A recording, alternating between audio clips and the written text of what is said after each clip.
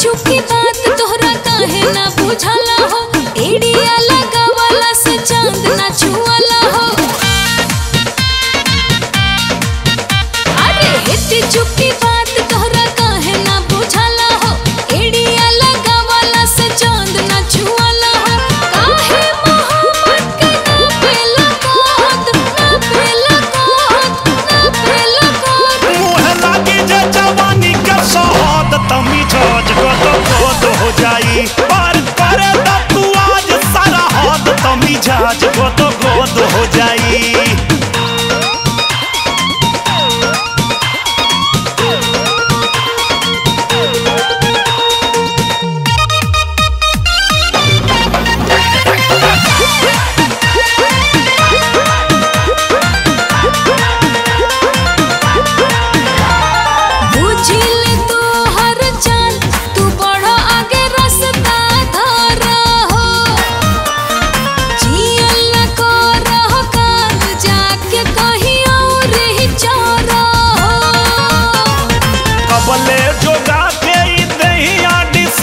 खिसियात रहबू जबले ना बढ़िया से पहुँची करंट भुक भुकात रहबू। हम सेव कश्मीरी तो केरा के घमोर, केरा के घमोर, केरा के घमोर। मुँह लागी जे जवानी का सोहद तमी जाज गोद हो जाई, पर करे दा तू आज सारा हद तमी जाज गोद हो जाई।